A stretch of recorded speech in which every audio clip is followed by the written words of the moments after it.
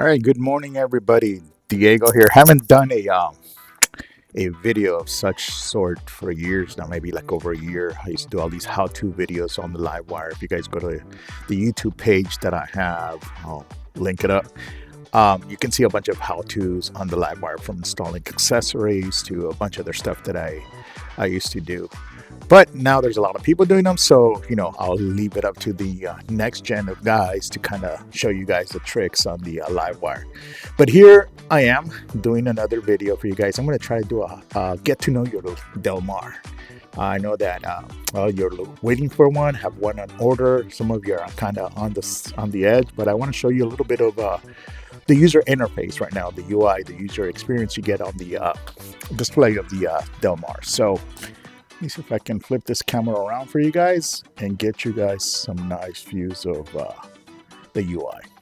Okay, what's going on, everybody? Diego here. I just wanted to share something with you. As you guys all know, I own the 7th Del Mar in the world right now, 007. I got lucky enough to get it, and I was gonna go for a ride today and kind of take it out to the canyon and ride around, but it rained around here, so I decided better to do a little how-to video, which I have not done in a while. So I'm going to introduce you guys to the user experience of the Del Mar. There's some stuff that I'm still kind of learning about the vehicle, but overall, it's a great opportunity to see how the UI has been improved on this vehicle and the different functions and features it has. Like I said, I was going to go out for a ride, and it's now raining out here. It rained all morning long. I don't want to get the bike dirty, obviously, but here we are. So let's focus on the vehicle Del Mar by LiveWire. Here's our simple control. So we have on this side, on your right-hand side, we have obviously your brake lever. We have the brake reservoir here. We have your controls for your audio. Down at the bottom, if you can see it down here, we have traction control and voice commands, so you can talk to the bike to do commands. Okay, we have your hazard lights and your mode buttons. These mode buttons obviously are the riding modes that you guys all know about. If we continue over to the center, we have our display, which is not touch screen. It's not a touch screen at all. And on the left-hand side, we have our control cluster here for some of the advanced functionalities, such as the horn, your turn signals, which are now on one side. So with your thumb, you can engage and disengage. These are the menu drivers. So basically, you can shuttle between different menu options that the bike is going to present to us. There's the home button, screens to choose which screen to go to, cruise control on this one, setting it, and coasting on it, and then your high and low beams, and then past flash lights. So let's get this started here. So turning it on, she goes right here. And as you can see, there's a nice little animation on the splash screen. And the bike is fully engaged right now, powered on. And obviously there is no drive, because to get the motor to drive, to get it into running mode, you have to press this button for 1 second. Kickstand has to be up in order for it to engage. Okay, but for right now, we're just going to go through the menu experience. So let's start off on this side here. What do we have here? So let's start off with the home button. Right now we are home. Okay, and that's the main screen. It says race stand, race side stand in order to ride. So if we're going to hit this button here, which is the different options that we have here, we have different menu items that we can choose from. Okay, so if we shuttle between these buttons, left, right, up and down, it's not doing anything, but left and right, here we have the different menu items. So let's start off with the one of the most complicated ones, if anything, the most features on it. Let's configuration of the bike, which is the gear icon. Okay, so once again, going back to the gear icon, selecting it. Okay, so we have general settings on the bike. Okay, so we can reset the trip that we have, adjust the date and time. There's the bike keeps track of the date and time, or you can have it sync up with your app, which is the LiveWire S2 app, which is made for the Del Mar. And the reason why they didn't use it with the regular LiveWire 1 app or even the HD Connect app is because this bike has so much connectivity now that the functionality on those apps would require a whole basically rewrite, at the end of the day. So it was just smarter for them to start off with a new app that was going to take advantage of all the functions on the bike. So that is pretty much it. As you can see, there's a little control right there. It tells you to go back. You hit this button. Okay. Now, LW app time sync. This is where you synchronize the app with the bike for the time. Adjust the clock time. Okay. So we can adjust there. We can scroll down. Okay, clock format, 12 or 24-hour units, obviously imperial or metric. Let's go back. And obviously everything is all the navigation is being highlighted here, what functions are available for you. Security pin, this is for you to be able to start the bike.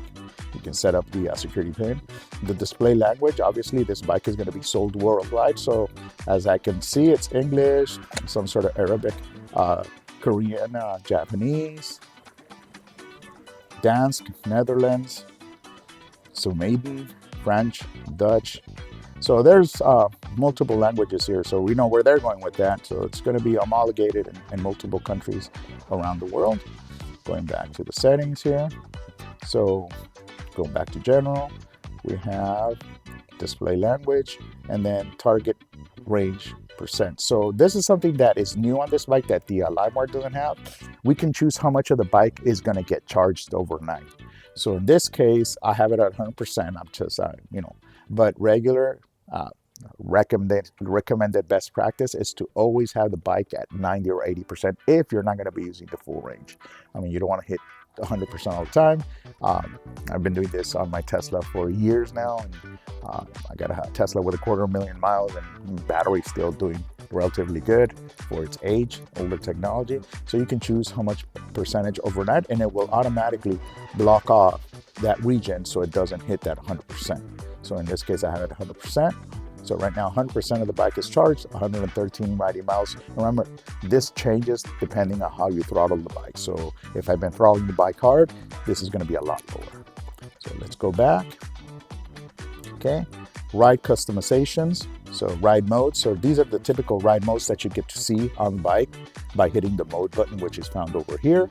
Okay, so off the bat, you guys know the road mode, the sport mode, the rain mode, the eco and range mode. And then there's 2 custom modes you can choose, whatever you like. In my case, I have what I call a snail mode or slug mode. So if I'm going down really low on electricity, I have the bike on very little regen, very little power, very little throttle in order for me to get where I need to get by conserving energy. And let me show you that. Let me show you that mode right now. I can turn it off, I can turn it on. And then obviously it looks like you can also copy from another mode. So whatever you want to do. And in this case, here's the custom mode that I have for my B mode, my custom B mode. And then obviously I got 100% power, 50% regen, 100% throttle. It has basically a track logo on it because there's a secret mode right now called track, and how the anti-lock brakes will behave under this mode, if they're going to behave like on rain mode, which is basically very little to none, or on road mode, which has some slightly traction control. And the traction control, obviously it's going to run just like if it was on track. And obviously that's a new mode that I'll show you guys how to get to in a little while. So we'll go back. Let's put it on track mode here. Save the change. Okay, so we're back there. Now we're going to go back to the menu. Back. Appearance, screen brightness. You can have it auto adjust the brightness depending on the light outside automatically, or you can do a manual brightness right now, which is at 66%. Not uncommon to see this on LCD displays that are outside. So let's go back. Now we have Bluetooth settings. Obviously, one of the new things about this now is you can pair not only your phone, but you can also pair your headset. So if you have a communication system or comms on your helmets, you can pair it directly. They say it's best if you pair it also to your bike, so you can give the voice commands to the bike as well as to your headset. So you got the pairing of phones and pairing of a headset as part of the features on the bike. Let's scroll down. We have phone notifications, how you want the bike to notify you in case of events. So if you want to call you or if you want it to text you, either or, those are 2 phone notifications that need to be addressed. and then software versions, so here's your software update. You can check for software updates over the air, downloads them and installs them.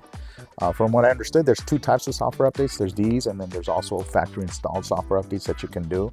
Wasn't too clear if these software updates are as the equivalent to the over-the-air ones and the factory ones, but as of right now, I'm assuming that they're going to be two separate updates. If I hit the right button here, it'll check if there's no updates, and if there's any updates, it'll automatically say here, ask you to apply it.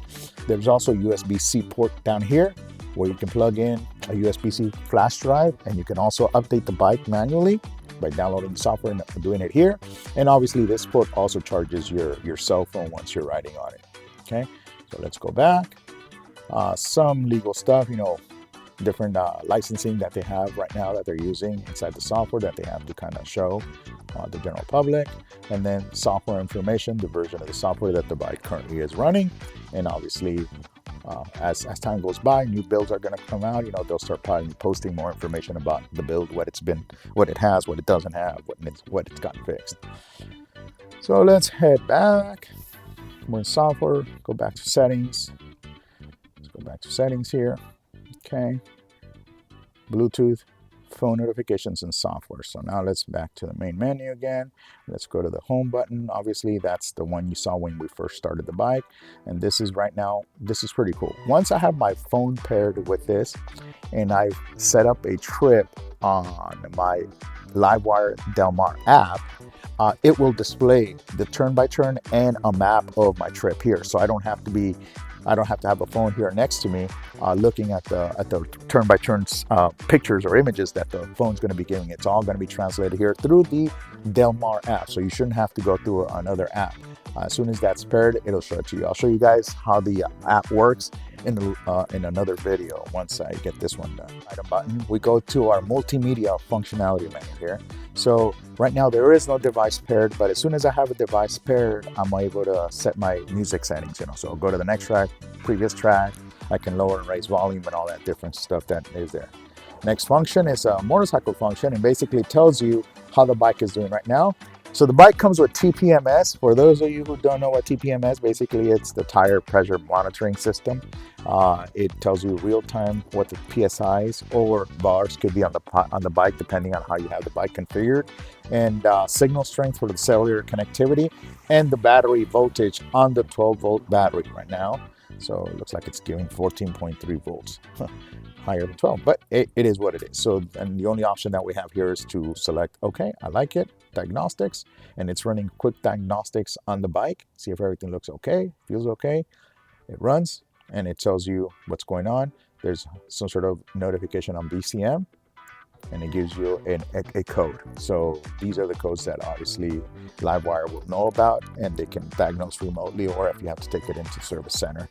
Being a new bike wouldn't surprise me. My LiveWire has tons of codes as well that it constantly generates. So more to come down the line on the codes. So then we're back to the gear, which is basically the general functionality. So that is what this control does here, and that is a high-level overview of the UI experience on the Del Mar. More to come. I'll do a real quick video on the app so you guys can see how that interfaces with this, and then you guys will get an idea of what it is. Thank you very much, guys, and I'll see you on the next video. Take care. Bye.